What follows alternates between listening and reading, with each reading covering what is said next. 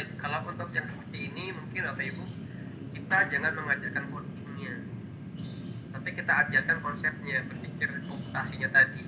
Nah ini bisa pakai game instruksional. Guru bisa beri instruksi sederhana seperti langkah 3 kali maju belok kiri, langkah 4 kali maju belok kanan, begitu. Ini kayak bermain seperti itu. Mungkin ingat Bapak Ibu permainan yang matanya ditutup ya, mungkin ada juga ingat kalau masih ospek atau masih mahasiswa kan, sama dipegang teman-temannya di belakang, terus satu orang ngasih perintah maju 4 langkah melewati rintangan-rintangan gitu, belok kiri 3 langkah. Itu sebenarnya pendekatan akhlak dalam menyelesaikan masalah, itu boleh dilakukan. Jadi pendekatannya adalah permainan game. Nah gitu, atau juga bisa menggunakan kartu bergambar alih-alih daripada menggunakan teks perintah gitu. Misalnya gambar panah untuk maju, gambar tangan untuk ambil objek. Jadi ketika pakai kartu nih, misalnya Rere gini, ketika kita di contoh ya, di layar nih contoh, saya kasih tangan begini, berarti dia nggak boleh jalan. Tapi ketika saya panah tangannya begini, dia maju ke depan. Kalau ini dia belok kanan, kalau ini belok kiri. Ini perintah, ini namanya coding dia. Yang begini ya. Jadi tidak harus dalam bentuk teks atau tulisan coding. Begitu. Tujuannya apa?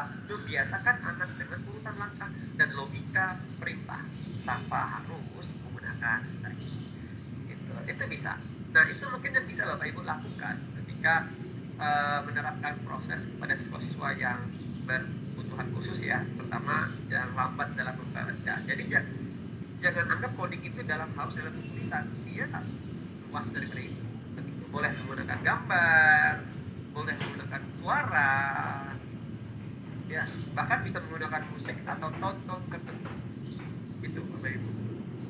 Ya, itu yang harus diketahui. Yang kedua adalah coba lebih banyak dilakukan penurunan terkait dengan hal-hal yang tidak familiar terkait dengan eksplorasi seperti itu ya. Misalnya ganti teks panjang dengan font gambar. Teks gambar itu kayak daripada menggunakan teks yang panjang, ganti aja dengan gambar gitu. Karena nggak semua anak bisa baca tulisan gitu, ya, apalagi anak-anak tadi yang berkebutuhan khusus ya, misalnya gunakan angka kecil yang lebih familiar seperti 1 dan 5. Kalau 1 artinya apa, kalau 2 artinya apa, 3 artinya apa, angka 4 artinya apa, 5 artinya apa. Nah itu bisa. Ketiga, gunakan papan magnet juga boleh ya gitu, atau kartu itu boleh sebelum kita bermain menggunakan coding ya, atau perintah. Lebih banyak begitu. Jadi coding itu sebenarnya lebih ke bahasa perintah, kemampuan berpikir komputasinya yang ditumbuhkan begitu. Contoh kasus, kita buat contoh itu ya. Bagaimana caranya supaya kalau kamu pengen makan, kalau kamu pengen ke ruang guru dari ruang siswa, itu langkah-langkahnya bagaimana? Nah, itu mereka bisa kumpulin tuh, ambil kaki. Misalnya kalau mereka ambil kaki itu satu kaki itu sama dengan 1 langkah. Kalau dia ambil 5 kaki itu sama dengan 5 langkah. Kalau dia ambil 5 kaki, dia kasih panah depannya, dan itu bisa dilakukan. Mungkin ini akan lebih bagus kalau saya pakai alat pulsa ya. Sebentar, saya ambil pen saya biar bisa terlihat di layar ya. Mungkin ya. Di sini ada fitur papan tulisnya kalau nggak salah ya. Benar nggak sih? Ada. Sebentar. Sebentar. Kalau nggak ada bisa pakai papan tulis saya sih sebenarnya. Ada whiteboard Pak. Bisa di option more-nya ada whiteboard-nya, bisa di More-nya ya. Oke, let me check. Oh ya, that's it. Oke. Saya akan pakai papan tulis ya. Ini benar terlihat. Mudah-mudahan terlihat apa? Sudah terlihat kan di layar? Oh belum, masih loading.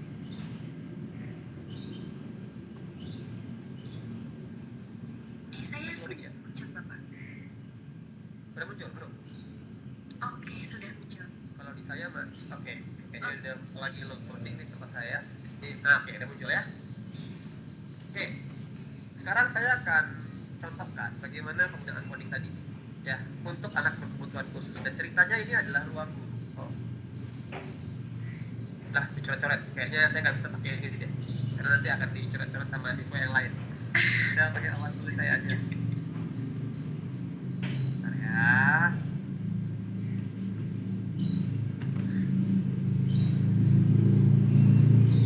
Lagi loading sebentar.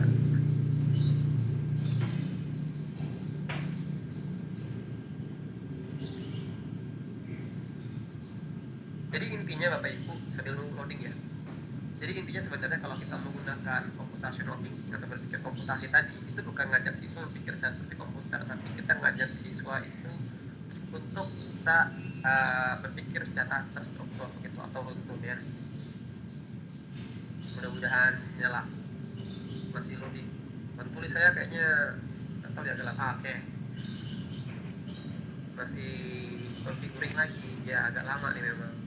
Tapi intinya bahwa Bapak Ibu bisa siapkan berbagai macam kartu, nanti mereka tinggal urutkan ya, supaya nanti hasilnya bisa seperti yang diharapkan. Kayak tadi saya katakan bahwa misalnya dari ruang A ke ruang B itu gimana langkah-langkahnya, beloknya berapa kali, ke depan berapa langkah, ke kiri berapa langkah, ke kanan berapa langkah, belok kirinya kapan, belok kanannya kapan. Nah, itu bisa dilakukan ketika menggunakan menggunakan coding begitu ya, menggunakan pemikiran coding. Jadi seperti itu. Kayaknya papan tulisnya juga bermasalah. Oke, jalan. Dashboard text.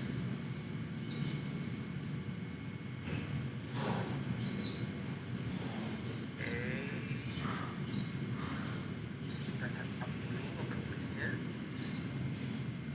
Oke. Jadi kelihatan ya, kelihatan. Aman Bapak, sudah terlihat dengan jelas. Oke. Misalnya ini ruang guru ya, ini ruangan. Nah, targetnya di sini. Ini target. Nah, saya butuh target. Ini ada orang di sini yang akan menuju ke sini. Ya, targetnya ke sini. Gimana caranya? Maka saya akan siapkan warna hijau. Ya. Lalu ada panah. Ya. Begini dan begini. Ini bisa dibuat dalam kartu Bapak Ibu. Nah, satu kartu hijau ini itu sama dengan kita sepakati bersama 5 langkah. Sekarang saya pakai kartu warna biru, itu artinya adalah 2 langkah. Nah, anggap saja ini kotak-kotak ke depan yang di sini. Ya Bapak Ibu ya, ini ada kotak ke depan. Ini kan jalannya harus belok ke sini. Berarti kalau kita bicara rutenya bisa begini. Boleh nggak, Rek? Begini. Boleh ya, Bapak Ibu sepakat ya? Ya kan? Boleh juga nggak begini langkahnya? Boleh dong. Atau siswanya mau begini dulu, ke sini. Bentar aja begini. Boleh nggak? Boleh. Itu namanya coding. Itu yang dimaksud dengan algoritma tadi. Nah, kita akan buat si siswa tadi mau ke situ. Berarti dia butuh berapa langkah? Kalau berarti dia butuh kotak 5 kotak. 1, 2, 3, 4.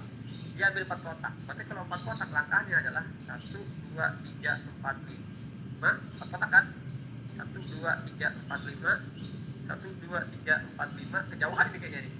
Berarti 3 kotak aja. Ya udah 3 kotak aja. Kenapa 3? Berarti sampai sini. Ini masih kejauhan. Berarti masih 2 kotak aja. Oke, 2 kotak. Ini namanya debugging Bapak Ibu. Ini namanya ngulang lagi. Oke, 2 langkah. Berarti butuh 2 kotak. Setelah 2 kotak dia harus belok mana? Berarti dia harus ambil kartu ke bawah. Berarti kalau kartu ke bawah, dia akan langkah 5 langkah 2, 3, 4, 5. Ya, kenapa? Pas setelah bawah dia pilih kotak lagi. Gitu. Nah, baru setelah itu dia pilih lagi kotak warna biru karena 2 langkah. Ya kan? 1, 2 gitu. Baru dia ambil panah lagi, panah yang belok kanan. Gitu. Dan seterusnya sampai dia menuju ke finishnya. Itu yang dimaksud dengan berpikir algoritma. Ini yang diterapkan ke dalam proses pelajaran. Gitu. Ini hanya analogi contoh ya. Mudah-mudahan bisa dipahami. Nah, ini mainnya asik pakai kartu, kumpulin kartu baru bisa bergerak selama itu. Kalau nggak ada kartu dia nggak boleh bergerak. Bayang ya mainnya ya. Gitu. Oke, seperti itu.